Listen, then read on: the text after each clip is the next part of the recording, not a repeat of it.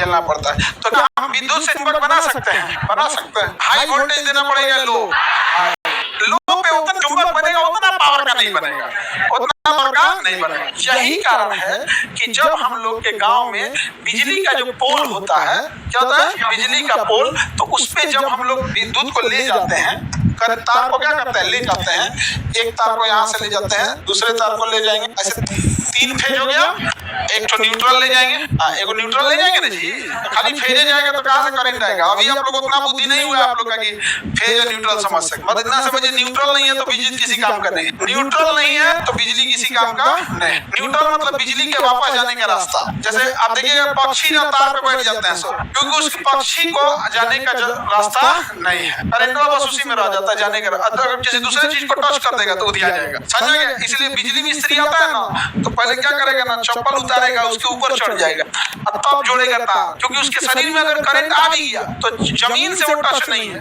जमीन के चप्पलवा उतार दिया है और चप्पलवा के ऊपर खड़ा है, और कभी पैरवा आगे पीछे हो गया और जमीन से टच हो गया तब काम कर देगा। तो जो करंट को ले जाने वाला एक्स्ट्रा तार होता है वापस पृथ्वी पे ले जाने वाले को क्या कहेंगे? न्यूट्रल। तो केवल फेज होता है, केवल फेज से काम हो जाएगा, न्यूट्रल चाहिए। हाँ, अब जैसे कोई बिजली मिस्त्री काम कर रहा है इसे, ठीक है, अब वो चप्पल पे ऊपर खड़ा है, यानी धरती से टच नहीं है, यानी न्यूट्रल नहीं, उसको करंट मारेगा, तुम उसके बगल में खड़े हो जाओ चप्पल उतार के, तुमको मारेगा नहीं, तुम तो बगल में खड़े हो चप्पल उतार के और उसको छू देना, चाचा दोनों को मारेगा, काहे? उसका बॉडी फेस था, तुम हो गए न्यूट्रल, दोनों को मारेगा, इसलिए दूर रखते हैं, दूर रहियो।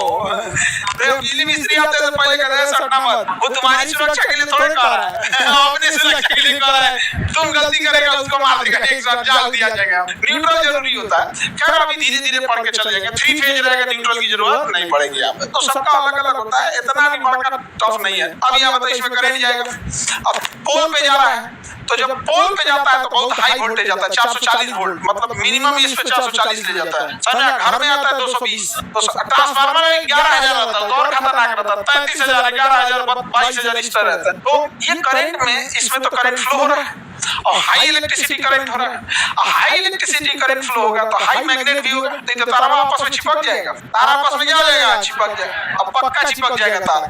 इसलिए आप देखिएगा बीच में लाठी बांध देता है, देखिए ना, लकड़ी का फट्टा बांध देता है, लकड़ी उड़ी बांध देता है। गांव में देखना ना, पोल पे तार गया रहेगा ना तो लकड़ी का क्या डाल देता है? फट्टा बांध देता है। अगर लकड़ी का फट्टा नहीं रहेगा तो आंधी की जरूरत है, तो कभी कभी लापरवाही कर देता है, सब चिपक जाता है, तो लोग कहते हैं रतिया आंधी आया था का। अरे भाई आंधी का क्या जरूरत है इसमें? आंधी आएगा तो पेड़ उड़ गिराएगा कि तार वाले आके सटा देगा, वो आंधी है कि चुड़ैल है? चुड़ैल समझती है, आप लोग तो समझती हो, हम भी किससे पूछ रहे हैं बताइए? आप लोग का तो दोस्ती नहीं होगा चुड़ैल से, सही आगे बढ़े। तो बताइए अगर हाई इलेक्ट्रिसिटी जा रहा है तो मैग्नेट आएगा कि नहीं? तो इसके बीच में स्पेस देना जरूरी है कि नहीं? तो मैग्नेट हाई इलेक्ट्रिक जाएगा तो हाई मैग्नेटिक उत्पन्न करेगा कि नहीं? और हाई मैग्नेटिक जब उत्पन्न करेगा तो इसमें वाइब्रेशन भी उत्पन्न कर देगा, वाइब्रेशन करने लगेगा। तो कोई ट्रांसफार्मर होगा ना, जंग जंग जंग जंग जंग कुछ आवाज करता है, उसको हमिंग साउंड कहते हैं। क्या कहते हैं? Humming sound. ये तभी करेगा जब क्या हो? हाई वोल्टेज का करंट जाए। कि आपका एलईडी बल्ब जल रहा है, कान लगा के सुन रहे, झंझना रहा है कि नहीं कर रहे? जब एलईडी बल्ब तो रहेगा 9 वाट का, उसमें क्या जाएगा? तो बहुत खतरनाक चीज है भाई ये इलेक्ट्रिसिटी। अब समझिए क्या, जब हमें इलेक्ट्रिसिटी को दूर भेजना होता है तो समस्या ये आती है कि हम नॉर्मल वोल्टेज पे नहीं भेज सकते। जैसे हमको पटना से भेजना है कानपुर, पटना से भेजना है बनारस, तब चाहिए उसको 33,000 वोल्ट। कितना चाहिए? 33,000 वोल्ट चाहिए। और ये बाप, 33,000 वोल्ट में मैग्नेटिक पावर कितना भयानक होगा, हमिंग साउंड कितना आएगा। और बाई दी वे पानी उन्हीं के संपर्क में आया तो पानी को धाए से जला के स्पार्क पैदा कर देगा, जिसे कोरोना कहते हैं। क्या कहेंगे? कोरोना। तो कभी कभी देखना ना, बिजली के तार से ना रोशनी टाइप का निकलने लगेगा, राम चिंगारी टाइप का निकलने लगे, उसको क्या कहेंगे? कोरोना। कोरोना बहुत पहले आया था बिजली में कोरोना बहुत पहले आया था बिजली में। हम लॉकडाउन हुआ तो हम पढ़ा रहे थे, तो लॉकडाउन में तो पढ़ाए तो बिजली पढ़ा रहे थे, तो उसी में बताए कोरोना। तो एक बच्चा कह रहा है एकरो हो गया कोरोना उनको कोरोना नहीं हुआ, वो एक पहले से उसके अंदर क्वालिटी है। तो जब हाई फ्रीक्वेंसी के करंट जाते हैं, हाई वोल्टेज का करंट, और वायुमंडल की नमी या किसी कंडक्टर से टच में आते हैं तो एक चिंगारी पैदा करने लगता है। क्या होता है? कोरोना।